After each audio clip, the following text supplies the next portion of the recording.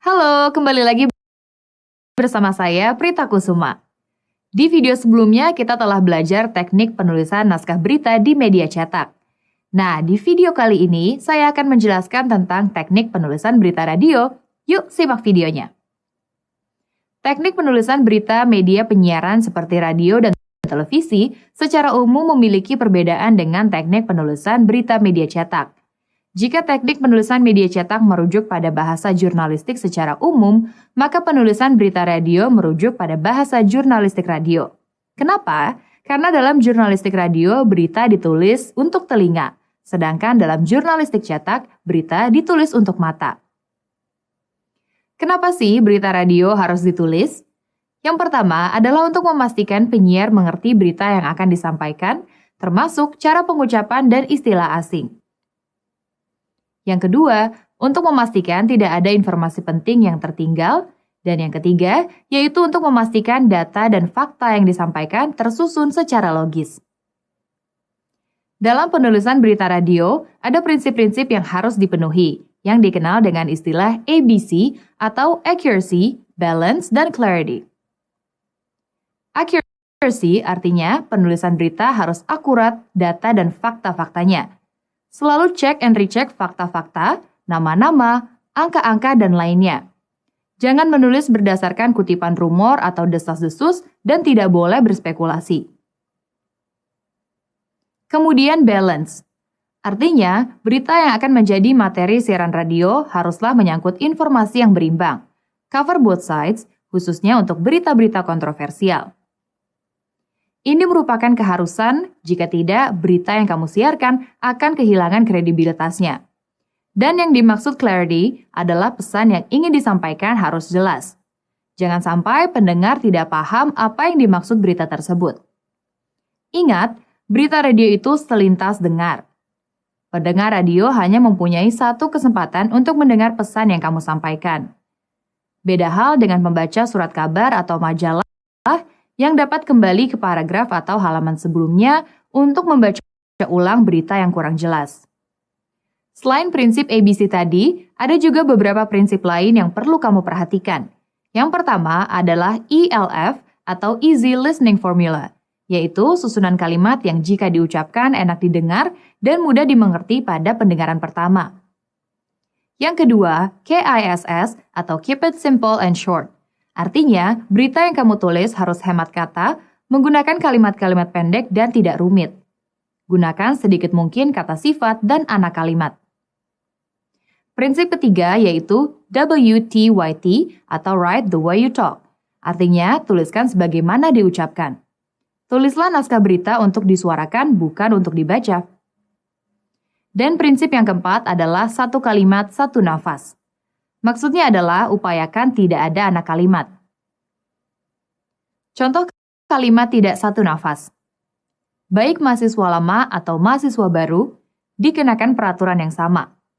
Kalimat ini jika diucapkan memerlukan jeda atau tidak dalam satu nafas. Untuk menjadi satu nafas kalimat, ini dapat kita ubah menjadi seluruh mahasiswa dikenakan peraturan yang sama. Ada beberapa tanda khusus yang harus kamu gunakan dalam menulis naskah berita radio. Yang pertama adalah dash. Dash merupakan tanda garis pisah untuk sebelum nama atau istilah penting atau butuh penekanan. Contoh, Ketua Komisi Pemberantasan Korupsi dash Inspektur Jenderal Firly Bahuri dash menyatakan. Yang kedua adalah punctuation, yaitu tanda pemenggalan untuk memudahkan pengucapan singkatan kata yang dieja.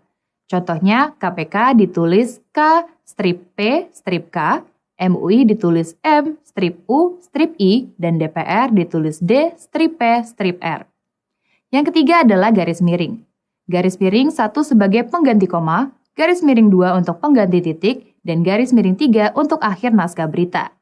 Contoh, Menteri Luar Negeri Retno Marsudi mengatakan garis miring 1, jadwal Presiden Joko Widodo di Korea Selatan pada hari ini menghadiri KTT Republic of Korea strip ASEAN garis miring 2.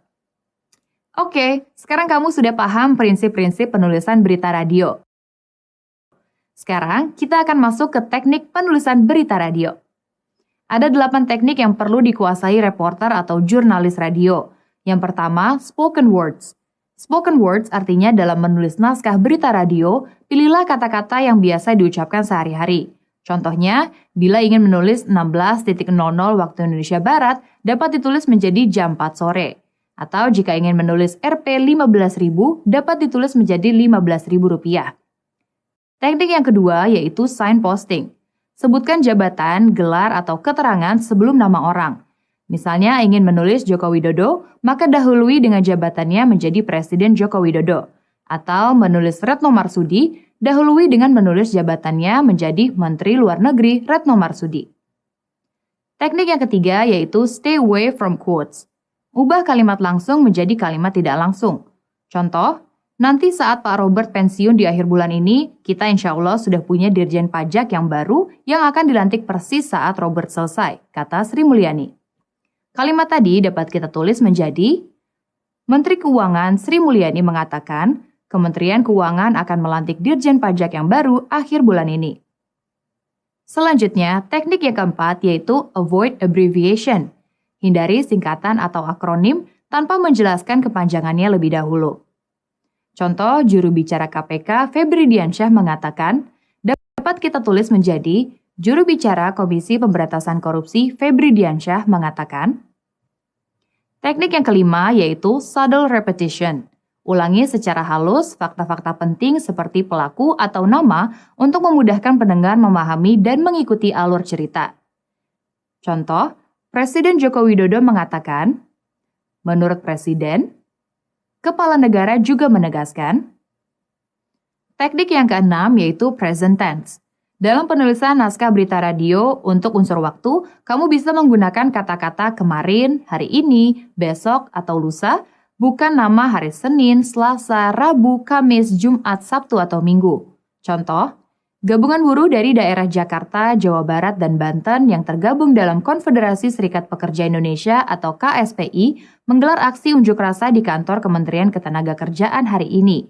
Unjuk rasa ini dilakukan sebagai bentuk penolakan upah minimum provinsi atau UMP yang naik 8,51%.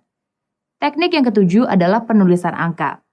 Satu angka 1-9 ditulis pengucapannya. Misalnya angka 1 ditulis 1, 2 ditulis 2, dan seterusnya. Sementara jika lebih dari satu angka, maka langsung ditulis angkanya saja. Misalnya angka 20 jangan ditulis 20, atau 356 jangan ditulis 356. Selanjutnya, jika angka ratusan, ribuan, jutaan, atau miliaran, sebaiknya jangan gunakan 0. Misalnya, 400 ditulis 400, 9.000 ditulis 9.000, 12 juta ditulis 12 juta, 180 miliar ditulis 180 miliar. Teknik yang kedelapan adalah penulisan mata uang. Ditulis pengucapannya di belakang angka. Contoh, Rp 800.000 ditulis 800.000 rupiah. US dollar 400.000 ditulis 400.000 dolar Amerika Serikat. Nah, sekarang kamu sudah mengetahui tentang teknik menulis berita radio. Selanjutnya, kita akan belajar tentang menulis naskah berita untuk televisi. Apa saja sih format penulisan naskah berita televisi? Bagaimana struktur penulisannya? Dan apa saja aturan-aturan dasar yang harus dipatuhi saat menulis naskah berita televisi? Yuk kita pelajari di video selanjutnya.